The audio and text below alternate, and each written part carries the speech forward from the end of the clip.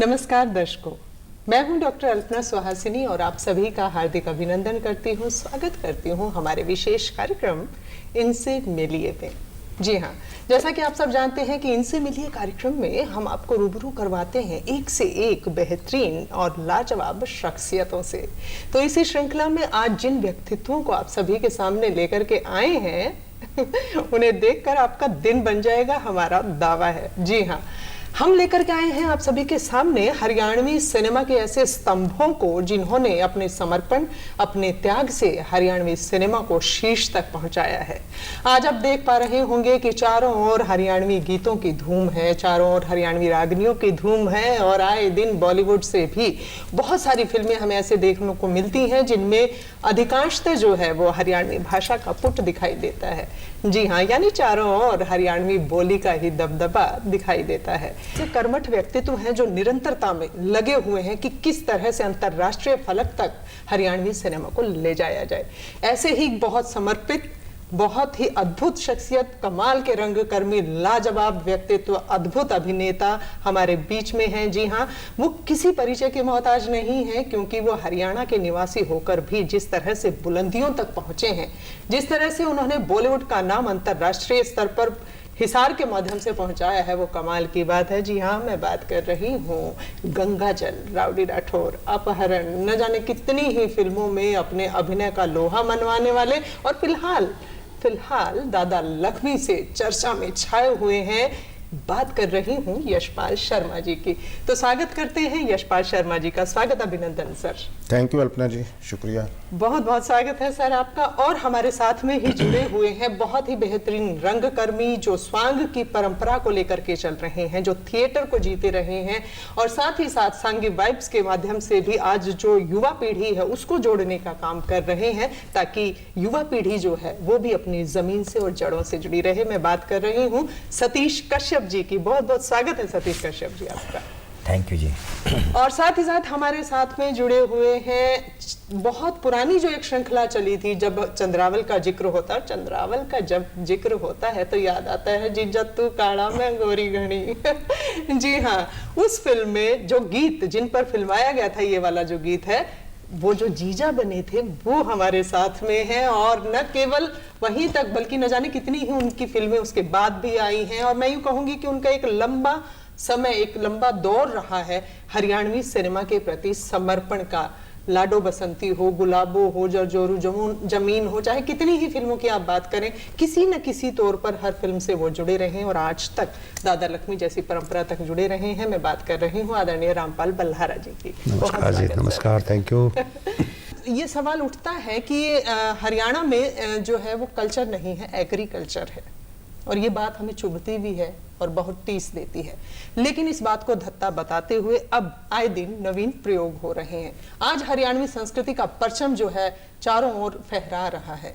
और अभी हाल ही में, बिल्कुल अभी कुछ दिनों पहले, हमने देखा कि राष्ट्रपति जी के हाथों सम्मान दिया गया फिल्म दादा लक्ष्मी को। ये एक बहुत बड़ी उपलब्धि है। और पिछले कुछ बरसों से, चाहे पगड़ी की बात करें, चाहे सतरंगी की बात करें, या उससे पहले लाडो आई, ये फिल्में ऐसी रही जिनसे एक आगाज हुआ कहीं ना कहीं कि राष्ट्रीय दस्तक का। हरियाणवी सिनेमा ने राष्ट्रीय स्तर पर दस्तक दी, लेकिन दादा लक्ष्मी फिल्म ने दस्तक दी अंतरराष्ट्रीय स्तर पर। जी हाँ, अंतरराष्ट्रीय स्तर पर भी दादा लक्ष्मी फिल्म को 68 पुरस्कारों से नवाजा जा चुका है और यकीनन ये बहुत बड़ी उपलब्धि है, छोटी बात नहीं है। तो हरियाणवी सिनेमा के लिए जो निरंतर प्रयासरत हैं, बॉलीवुड में लंबे अरसे तक अपना मकाम बनाने के बाद, एक अच्छी खासी पहचान बनाने के बाद, वापस अपनी जड़ों की ओर लौट करके काम करने का जो जज्बा लेकर के यशपाल जी आए हैं, उस जज्बे ने सब में ऊर्जा का संचार किया है, सबको जगा दिया है और आज चारों ओर गीत संगीत के क्षेत्र में भी बहुत काम हो रहा है। तो यशपाल सर से ही मैं जानना चाहूंगी, उन्होंने उस परंपरा को देखा है, पूरी जो बहुत शुरुआती दौर की जो परंपरा रही और आज के जो दौर की परंपरा है, जो सिनेमा आज बन रहा है, किस तरह से देखते हैं सर आप? हरियाणवी सिनेमा के परिवर्तनों के दौर को आप किस तरह स्वीकारते हैं? नहीं, देखिए, जब शुरुआत थी तो चाहे वो वीरा शेरा हो, हर फूल जाट जुलाने वाला हो, बहुरानी हो, चंद्रावल हो, तो मैं बहुत छोटा था, तो मैं किसी तार्किक तरीके से नहीं देखता था या एनालाइज नहीं कर सकता था, मैं बस एंजॉय करता था। तो मेरी पहली फिल्म ही चंद्रावल थी जो जी। जिसको मैंने देखा हॉल में। उसके बाद तो खैर छैल गले जाएंगी और कुछ फिल्में देखी थी। और मुझे ऐसा लगता है कि चंद्रावल बहुरानी फिल्म आई थी, अच्छी फिल्म थी, शायद दर्शक नहीं मिले या कुछ प्रॉब्लम रही, और संगीत भी बहुत फेमस हुआ। फिर चंद्रावल फिल्म आई, सुमित्रा हुड्डा जी ने उसमें किया था। फिर चंद्रावल फिल्म आई उषा शर्मा जी की, देवीशंकर प्रभाकर जी की। उन्होंने एक मिसाल कायम की कमर्शियली, और उसके जो गाने हैं, गीत हैं, वो आज तक दिलों में बसे हुए हैं। वो मतलब वो एक तो साक्षात को प्रमाण की आवश्यकता नहीं, बैठे हैं जिज्जा तू काड़ा में घोरी में। जी। तो मुझे ऐसा लगता है कि चंद्रावल फिल्म हिट होने के बाद लोगों में ये हो गया कि हम भी बनाएंगे, हम भी बनाएंगे, और बाढ़ सी आ गई। उस चक्कर में इतना नुकसान हुआ हरियाणवी सिनेमा को कि क्वालिटी नाम की चीज़ खत्म हो चुकी थी। तो क्वालिटी जब है ही नहीं और कुछ फेल पे फेल होती जा रही हैं फिल्में, एक आध कोई ठीक ठाक गई, ऐसे ऐसे हुई, लेकिन कुछ फिल्में जर्जर और जमीन, गुलाबो, छैल गले जाएंगी, महारा पियर सासरा और सांझी ने कम मुकाम हासिल किया। जैसे ओमपुरी जी भी थे उसमें, सदाशिव अमरापुरकर जी भी थे, सुमित्रा हुड्डा की एक बहुत ही उम्दा फिल्म थी, गाने भी कमाल के हिट हुए। उसके बाद लाडो फिल्म ने एक इतिहास कायम किया, नेशनल अवार्ड मिला अश्विनी चौधरी जी, हरविंदर मलिक इनकी फिल्म को। और उसके बाद लेकिन एक निरंतर कहें तो लंबे समय तक सूखा पड़ा रहा। कोई भी एक फिल्म नहीं आई जिसको हम छाती ठोक के बोल सके कि यस हरियाणवी सिनेमा। तो क्योंकि टेक्निकली बहुत वीक होती थी फिल्में, टेक्निक्स जब तक नहीं होंगी, ये टेक्निकल मीडिया है सब ज़्यादा। और उसके बाद फाइटर फिल्म आई, लेकिन मुझे लगता है कि शायद नहीं चली इतनी, या चली तो मैं था नहीं, मुझे मालूम नहीं। लेकिन पगड़ी फिल्म ने एक मिसाल कायम की, काफ़ी अंतर्राष्ट्रीय पुरस्कार लिए, राजीव भाटिया की और बलजिंदर कौर को परफॉर्मेंस का पहला और आखिरी अभी तक का पुरस्कार मिला है, एकमात्र परफॉर्मेंस में हरियाणा की किसी नेशनल अवार्ड मिला। और उसके बाद संदीप शर्मा ने किया जो सतरंगी, उसको भी नेशनल अवार्ड मिला। और फिर छोरियां छोरों से कम नहीं होती, तो 3 लगातार नेशनल अवार्ड, चौथा बल्कि कोरोना की वजह से 1 साल नहीं हुआ, चौथा बल्कि दादा लक्ष्मी को मिला अभी। जी जी। तो ये जो उपलब्धि है, नेशनल अवार्ड की उपलब्धि की बात नहीं कर रहा हूं मैं उपलब्धि की बात कर रहा हूं फिल्मों की क्वालिटी। जी। पगड़ी से क्वालिटी में सुधार आना शुरू हुआ। पगड़ी एक मुझे भी बहुत इंस्पायर की थी, मैं भी पगड़ी ने मुझे इंस्पायर किया था आने के लिए। तो पगड़ी ने जिस तरीके का काम किया, सतरंगी, छोरियां छोरों से कम, जिस तरीके से टेक्निकली स्ट्रॉन्ग फिल्में थी, वो दादा लक्ष्मी उनसे भी मुझे लगता है एक कदम आगे है। और दादा लक्ष्मी को जिस तरीके से 68 अभी परसों का मिला करके 68 अवार्ड हो चुके हैं इंटरनेशनल और उसके अलावा नेशनल, और फिर उसको फ्रांस में ऑनलाइन दिखाया गया 9 जुलाई 2021 को। तो ये उपलब्धियां इस फिल्म के साथ जुड़ी हैं। नेशनल अवार्ड आपने बताया ही अभी मिला है श्रीमती द्रौपदी मुर्मू के हाथों। तो इतना ये चेंजेस आए हैं और आज क्वालिटी बहुत आगे बढ़ गई है। अभी एक बात तो अवश्य मैं दावे के साथ कह सकता हूं कि अब जो भी कोई आदमी, कोई भी डायरेक्टर या प्रोड्यूसर नई फिल्म बनाएगा हरियाणवी, तो उसके दिमाग में पगड़ी, दादा लक्ष्मी, हरियाणा, डीजे वाले बाबू, ये दिमाग में होगा कि इनसे आगे की बनानी है। तो ये एक बहुत पॉजिटिव साइन है हरियाणवी सिनेमा में। जी जी, बिल्कुल सही कहा सर आपने, क्योंकि जो अब मानक आप लोगों ने स्थापित कर दिए उससे परिवर्तन तो यकीनन होगा। तो सर मैं आपसे जानना चाहूंगी कि आपने उस स्वांग परंपरा को खूब देखा भी है और आपने जिया भी है एक तरह से, अभी तक आप उसको बचाने की जद्दोजहद में भी लगे हुए हैं। आपका क्या मानना है कि आज की पीढ़ी कहीं ना कहीं दूर हो रही है इन सब चीज़ों से, या उनकी वापसी किस तरह से हो सकती है, स्वांग, रागनी और इन सब, और सिनेमाई प्रयोग कितने सफल रहते हैं इस? ये तो ऐसी देन दे दी कि ये दिस इज ए डॉक्यूमेंटेशन। एक इतने बड़े आदमी की पूरी डॉक्यूमेंटेशन तैयार कर देना, तो मैं तो सबसे ज़्यादा खुश इस बात से ही हूँ। जी जी। कि मैं तो इंतज़ार कर रहा हूँ 8 तारीख के बाद वो कॉपी घर पहुँच जाए इतनी बड़ी शख्सियत की, और उसको फिर अब हम सांग करते हैं तो उसकी रीच थोड़ी कम होती है। हाँ। तो हम कम लोगों तक पहुँच पाते हैं। और जो पुराना सांग था 1920s के बाद का, वो इवोल्व नहीं हुआ, वो मॉडर्न नहीं हुआ, तो वो वैसे का वैसा रह गया। जी जी जी। अब भी वो कहते हैं कि भाई ताली बजाओ, भाई हम मिलके ताली नहीं बजाएंगे देश आजाद क्यों नहीं होगा, आज भी बोल देते हैं। तो कोई पूछे भाई देश तो आज़ाद हो गया तो वो 1940 में कहते थे कि भी सारे मिलके ताली बजाओ, देश आज़ाद क्यों नहीं होगा। तो अब भी बोल देते हैं, हाँ। क्योंकि उन्होंने याद किए हुए हैं ऐसे ऐसे ऐसे ऐसे बोलना है, एंड में ऐसे बोलना है। तो मेरे लिए अल्पना जी ये बहुत खुशी की बात है। मैंने तो छोटे छोटे एक्सपेरिमेंट किए थे कि सांग को कंटेम्पररिज्म बोलते हैं, उसको कंटेम्पररी बनाने की कोशिश की कि उसमें से अश्लीलता या जो भी ओछा या स्क्रिप्ट लेवल पे जितना भी हो सकता था जी जी तो मैंने तो उस ढंग से किया था। लेकिन ये सबसे बड़ी खुशी की बात है जी और मैं इस फिल्म का पार्ट भी हूँ। जी जी ये सोलह पे सुहागा है और भाई के लिए क्या है, अब क्या कहें कि और हिसारसी और अपने ही ग्रुप के लोग और अपनी फिल्म, अपना ही सांग जी। और अपना ही यशपाल, अपने ही मजा। जी। और मैं कह रहा हूँ कि ये रेवोल्यूशन में कन्वर्ट हो जाए बस। नहीं क्या मतलब बात है, बिल्कुल चारों ही फिल्म का हिस्सा है। हाँ। नहीं, मैं कहने का मतलब वो है कि मेरी खुशी वो सांग को लेके जो इतनी है ना, वो इस बात को लेके है। आप भी हैं वो तो चलो, और मैं फिल्म का क्रिटिक नहीं भी हूँ, मैं वैसे बेसिकली एक कलाकार ही हूँ, लेकिन इस फिल्म के साथ मेरा फिर बहुत ज़्यादा मन है इस फिल्म के साथ कि नहीं, बिल्कुल आपकी बात सही है कि शायद अब वापसी अगर स्वांग परंपरा की करनी है तो एक बेहतरीन तरीका फिल्में बना करके भी हो सकता है, और दादा लक्ष्मी जैसी शख्सियत को इससे अधिक सच्ची श्रद्धांजलि और क्या और कुछ भी नहीं हो सकता। बिल्कुल। और ये एक बयार दिखाई दे भी रही है चारों ओर, जो है दादा लक्ष्मी का जो वातावरण बना, पुनर्जीवन एक तरह से मिला है उन्हें कहीं ना कहीं। तो हमारे बीच में आदरणीय रामपाल बल्हारा जी हैं। बल्हारा जी जो है वो अपनी तरफ से भी अनेक प्रयासों में लगे हैं। हरियाणा इनोवेटिव फिल्म एसोसिएशन के माध्यम से जो है पूरे हरियाणा के कलाकारों, जो फिल्म और सिनेमा से जुड़े लोग हैं, जो रागनी परंपरा से जुड़े लोग हैं, किसी भी तौर अगर कला से जुड़े, उन्हें एकत्र किया है आपने। तो सर आपका क्या मानना है कि ये जो इस तरह से प्रयास किए जा रहे हैं पुनर्जीवन देने के हरियाणवी सिनेमा को, उसके लिए आपका क्या मानना है कि किस दिशा में है हम? अल्पना जी, मैं छोटी सी बात शुरू से स्टार्ट करता हूँ।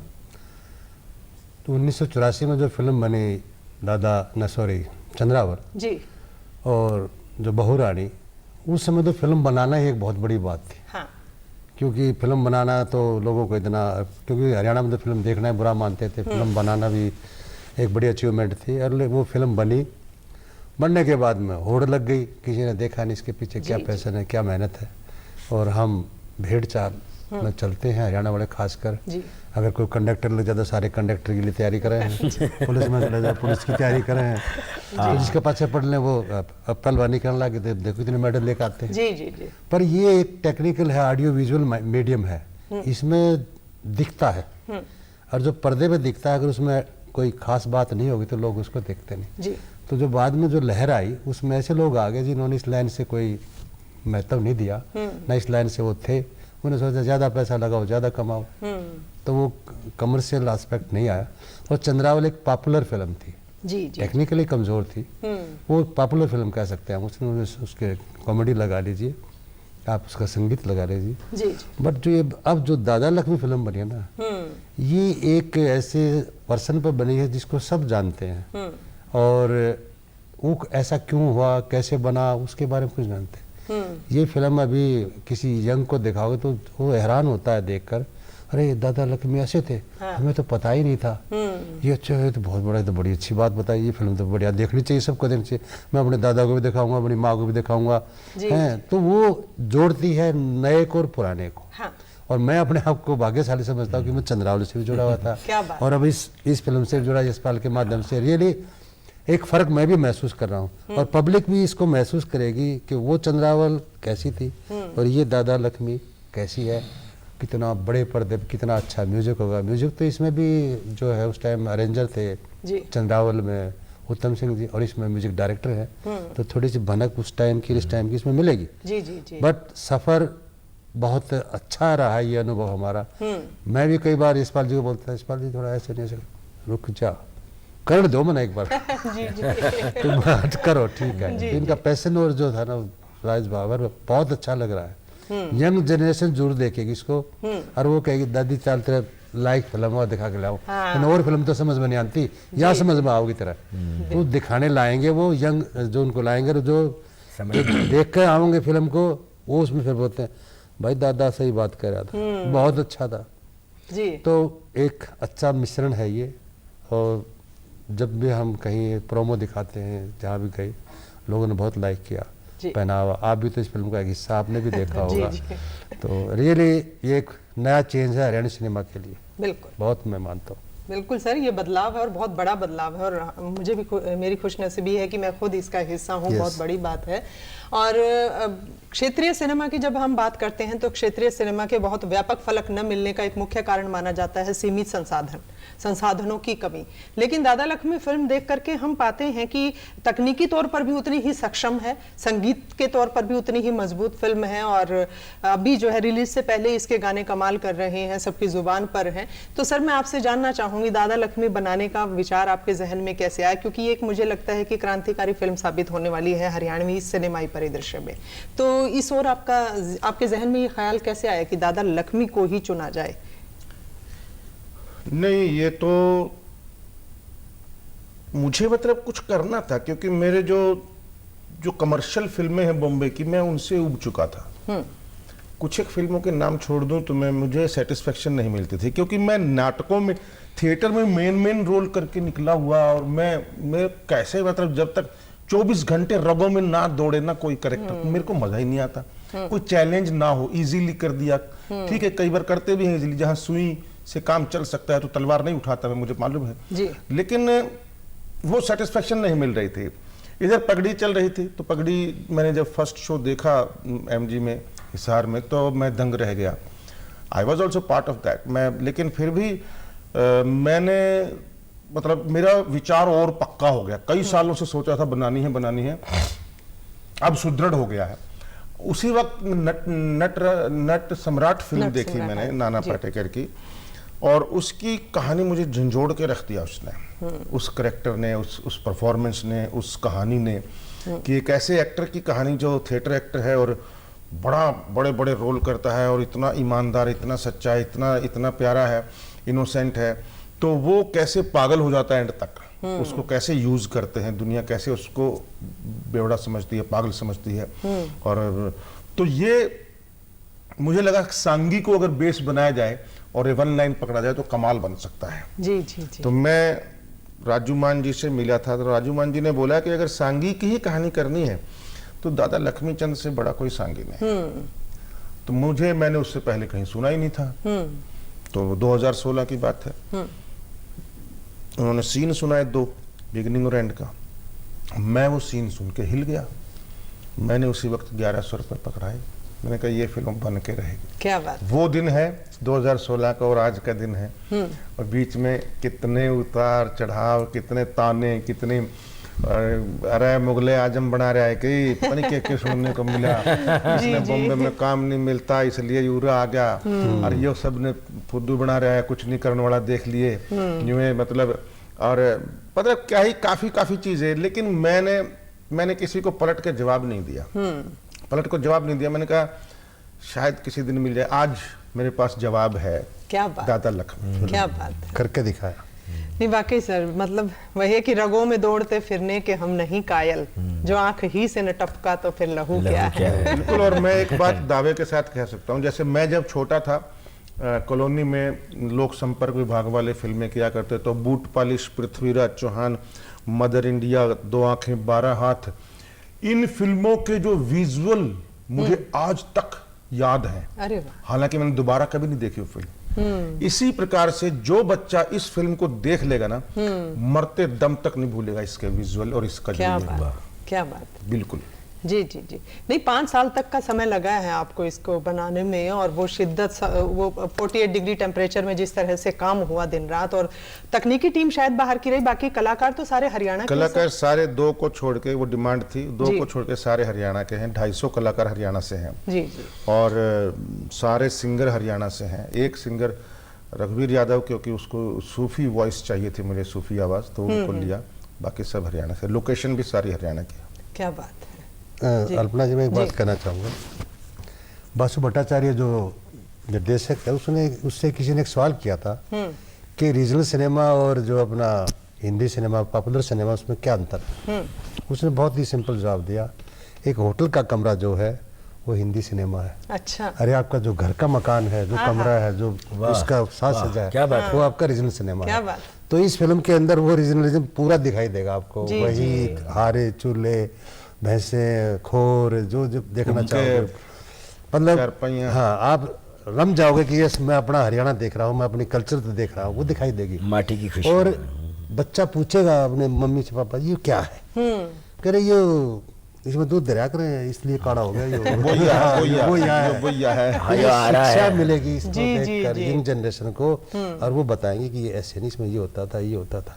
तो ऑडियो विजुअल है, मजा आएगा देखकर दोनों जनरेशन को। उनको अपना दिखाई देगा और नए वालों को पुराना दिखाई देगा, जो आपस में चर्चा करेंगे, बाहर आकर भी चर्चा करेंगे इस फिल्म की, ऐसा मैं मानता हूँ। बिल्कुल सर। और ये आसान तो नहीं रहा होगा सर कि 100 साल पहले के परिदृश्य को आज बिल्कुल, क्योंकि अब तो इतनी तकनीक विकसित हो चुकी है, बिजली के खंभे हैं, लाइटें हैं, सब तरह से चारों तरफ सुविधाएं हैं, तो वो कैसे आपने सारा व्यवस्थित किया, मैनेज किया सब कुछ? बहुत ढूंढना पड़ा, ताकि पक्की सड़क ना मिले तारकोल वाली, और कहीं वो ना मिले प्लास्टिक की टंकी, कहीं ये मतलब कोई गाड़ी ना मिल जाए नई वाली, स्कूटर मोटरसाइकिल ये, और विंटेज गाड़ियां होती थी अंग्रेजों की उस वक्त बस। और हमने तो बैलगाड़ियों से काम चला लिया। तो बहुत ही चीजें, और कपड़े भी, कपड़े भी वैसे ही, मतलब कि जिसके मॉडर्न कपड़े हैं, टी शर्ट पहने, जींस पहने, उनको बाहर करो भाई सबको, जिनके जूते चप्पल वैसे हैं उनको बाहर करो, पुराने जैसे दिखने चाहिए। तो इन सब चीजों का ख्याल रखा गया। कहीं एक आध खंभा आ गया तो मैं डर गया बीच में, भाई क्या है वो, DI वाले ने बोले मैं उड़ा दूंगा, उड़ा दिया। मैंने कहा यार इतना आसान था तो मैंने इतनी वो करा। तो मतलब बहुत ही इंटरेस्टिंग रहा। लेकिन अब ये ऐसा हो चुका है कि अब मैंने बीज डालने से लेकर के वृक्ष फल आने तक का पूरा प्रोसेस जिया है। क्या बात। तो अब मेरा जो है एक्सपीरियंस अलग होगा बनाने का पार्ट 2। वो इतना आधे से भी आधा टाइम लग गया इसमें। क्या बात है, यानी इसका पार्ट 2 भी आने वाला है? 100%। जी जी जी। तो 8 नवंबर रिलीज होने जा रही है सर? 8 नवंबर को रिलीज है, मंगलवार है, लेकिन शुभ दिन है इसलिए मंगलवार को कर रहे हैं। और अभी 20-22 सिनेमा है हरियाणा के, उसमें रिलीज है। एक दिन में एक शो ही होगा एक शहर में, और फिर दिल्ली में भी है 1-2 जगह, और उसके बाद फिर हम शुक्रवार से शायद बढ़ा देंगे कुछ जगहों पर। क्या बात है। और सर आपका पिछले दिनों वो गाना बड़ा फेमस हुआ, ताउरे तने झुमके आड़ी लिया दो। वो जो था ना, मुझे एक प्रयोग लगा असल में कि मतलब रागिनी और वो जो परंपरा चलती रही है उसमें किस तरह से एकदम से मॉडर्न वो करके पूरा किया जा सकता है, और मैंने हर बच्चे को उस पे थिरकते हुए देखा। वो वाला अनुभव आपका कैसा रहा? थी वो गाना गा के भी सुना दीजिए। गाना तो सुना देंगे, लेकिन अभी तो लक्ष्मी चंद का जो म्यूजिक था ना वो कंटेम्पररी। अरे इसने बनाया अभी लक्ष्मी का एक गाना। हाँ अभी हमने सुना था शायद, थोड़ा आप गुनगुना दें अगर। चलो गुना। हिर आए गए ठहरन की खातिर, आए गए ठहरन की खातिर, होसे थोड़ ठिकाने रमालन, पड़ गए मर्द गिनाने। क्या बात। आए गए ठहरन की खातिर, होसे थोड़ ठिकाने रमालन, पड़ गए मर्द गिनाने। ये कन्वर्सेशन है, पंडित जी की बातचीत है। हाँ। क्यों कह रही कि तू यहाँ रह नहीं सकता इस बगीचे में, ये सिर्फ ओनली मेंट फॉर फीमेल्स। तो कहला भाई मेरी बात सुन, फीमेल वाली बात नहीं है, तेरे बाग में तो सारे मेल हैं। बोला कैसे ना, तेरा बोर्ड देख, साइन बोर्ड, बोर्ड क्या हो गया, मेल या फीमेल? तो कहते हैं पहलम तो दरवाजा तेरा, दूजा लग गया सैन बोर्ड, सोनी सूरत मोर बैठा लेकिन बिरवे की बाग के मैं तिरती देखी ती तरह की कई जो, बाग के मैं तिरती देखी ती तरह की चोर, ये मर्दों से ही मर्द बड़े, मर्दों की पहचान कर, बाउली सी होरी मल मेरी कानी कान कर, जितने मर्द तेरे बाग में मेरी ओर ध्यान कर। क्या बात। लक्ष्मी चंद कहे रूम गात के, लक्ष्मी चंद कहे रूम गात के, चाहिए थे पड़ बगाने रमलन। क्या बात है, मर्द गिड़ाने। बहुत बढ़िया, अद्भुत अद्भुत। इसके शब्द मुझे आज समझ में आए।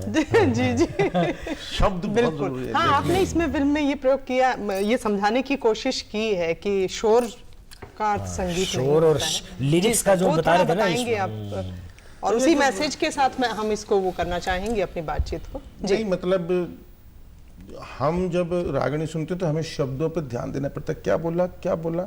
बहुत कम लोग हैं ऐसे जो शब्द क्लियर बोलते हैं, जैसे राजकिशन अगवानपुरिया जी, हाँ जी। उनकी मुझे शब्द साफ समझ में आते थे जी। पाले राम जी हैं, उनके शब्द मुझे साफ समझ में आते हैं, और भी कई लोग हैं जिनके शब्द साफ समझ में आते हैं, और विकास के भी, विकास पहसोरिया के भी। लेकिन मुझे कई जगहों शब्दों की बड़ी कोशिश करनी पड़ती है।